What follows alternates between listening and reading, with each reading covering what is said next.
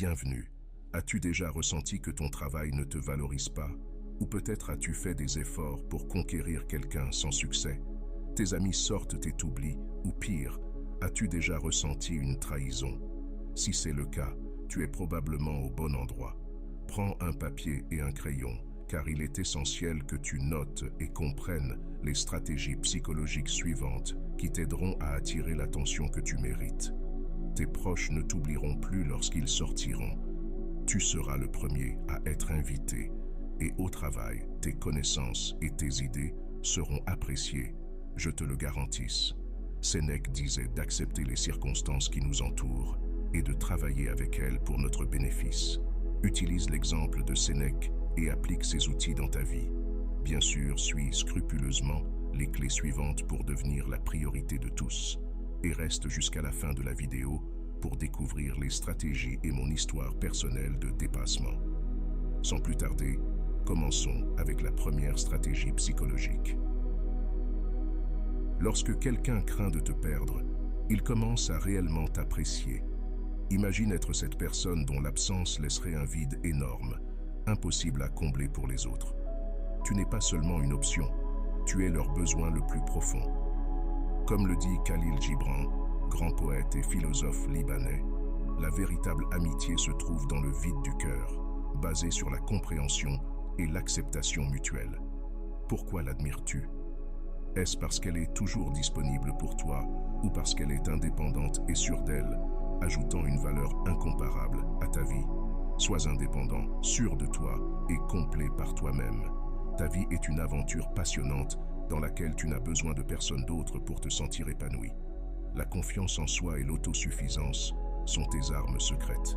Ton monde est vibrant et excitant, et tu ne dépends de personne pour qu'il en soit ainsi. Et maintenant, passons à la stratégie numéro 2. Selon le philosophe stoïcien Sénèque, ce n'est pas que nous ayons peu de temps, mais que nous en perdons beaucoup. Il est essentiel d'être conscient de la manière dont nous utilisons notre temps et avec qui nous le partageons.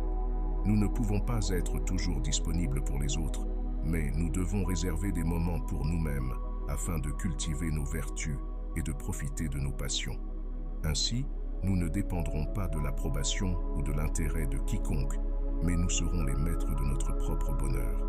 Cela ne signifie pas que nous devons être indifférents ou arrogants, mais que nous devons nous accorder la valeur que nous méritons. Ces enseignements stoïciens sont précieux pour apprendre à nous aimer, à nous donner cette priorité que nous méritons, car qui voudra nous prioriser si nous ne le faisons pas nous-mêmes? Et maintenant, passons à la stratégie numéro 3. Le mystère exerce une fascination naturelle sur nous.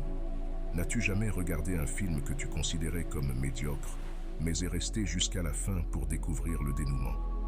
Eh bien, la troisième stratégie consiste à entretenir un certain mystère autour de toi avec les personnes qui t'entourent. Pour cela, nous pouvons exploiter l'effet de rareté.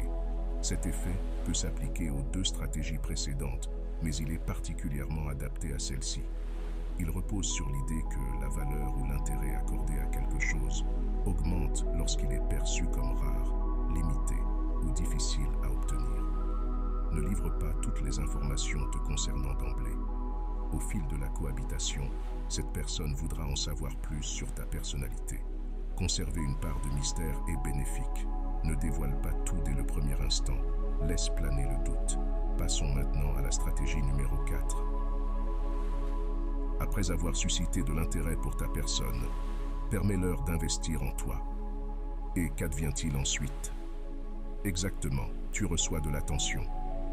Marc Aurèle disait que le temps est limité et qu'une fois perdu, il ne peut être récupéré.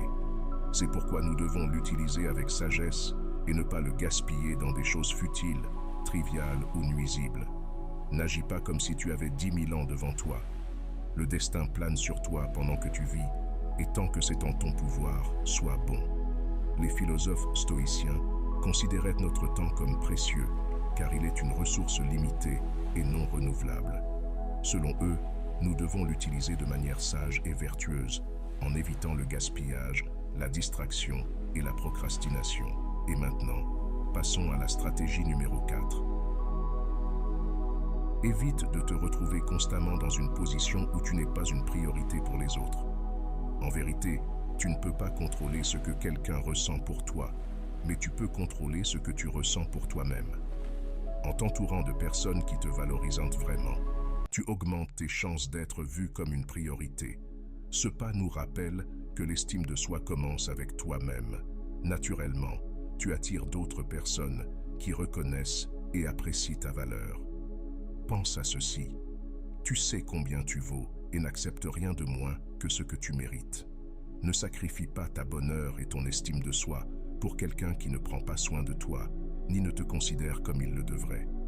Comprends que toute relation saine, que ce soit romantique ou amicale, repose sur le respect et la considération mutuelle. Ne te contente pas de moins. Et maintenant, passons à la stratégie numéro 6. Les gens sont attirés par ce qu'ils ne peuvent pas avoir. Cette mentalité s'étend également aux relations. En ne faisant pas de quelqu'un le centre de ton univers, tu éveilles leur intérêt. Il s'agit de maintenir une certaine distance, leur permettant de désirer ta présence. Lorsque tu n'es pas désespéré pour leur attention, tu deviens plus intriguant avec le temps. Ce phénomène peut entraîner un changement de perception. Comment peux-tu y parvenir? Eh bien, que peut nous dire notre maître stoïcien, Marc Aurèle?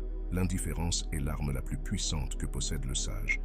Il ne se laisse pas emporter par les caprices du destin ou les passions des autres. Il sait que son bonheur dépend de lui-même et non de ce que pensent ou font les autres. C'est pourquoi il ne s'attache à personne ni ne recherche l'approbation de qui que ce soit. Et maintenant, passons à la stratégie numéro 7. Au fil du temps, la philosophie et la psychologie ont étudié le phénomène de la communication humaine sous différentes perspectives et approches. Certaines théories suggèrent que ne pas toujours initier une conversation peut être une stratégie pour éveiller la curiosité, le mystère et le désir d'en savoir plus sur l'autre personne. Cependant, cette tactique peut également avoir des effets négatifs, tels que générer de la distance, de la méfiance ou de l'indifférence. C'est ici que réside l'importance de l'approche psychologique. Ne pas toujours chercher la communication, mais ne pas non plus négliger la communication entre vous. D'un point de vue psychologique, l'esprit humain est régi par un principe d'équilibre cognitif qui cherche à maintenir une cohérence entre les attitudes, les croyances et les comportements. Et maintenant, passons à la stratégie numéro 8. Être prêt à faire un pas en arrière signifie que nous nous respectons suffisamment pour ne pas accepter moins que ce que nous méritons et que nous nous respectons profondément. Imagine avoir la force et l'estime de soi nécessaires pour reconnaître immédiatement et sans hésitation qu'une relation n'est ni réciproque ni satisfaisante, puis couper les liens avec cette personne à qui tu accordais déjà de l'importance. Bien sûr, cela ne se fait pas sans d'abord définir des limites et des normes claires sur la manière dont tu t'attends à être traité dans n'importe quelle relation. Si quelqu'un ne respecte pas ces normes de manière cohérente, tu es prêt à le laisser partir, peu importe l'intensité de tes sentiments. Laisser partir ne signifie pas manquer de compassion, mais plutôt pratiquer l'autopréservation. En le laissant partir, tu crées également un environnement où l'autre personne peut prendre conscience de la gravité de la situation. Et maintenant, passons à la stratégie numéro 9. Non seulement tu dois t'aimer toi-même et te donner ta propre place, mais tu dois aussi modérer ce que tu désires dans ta vie.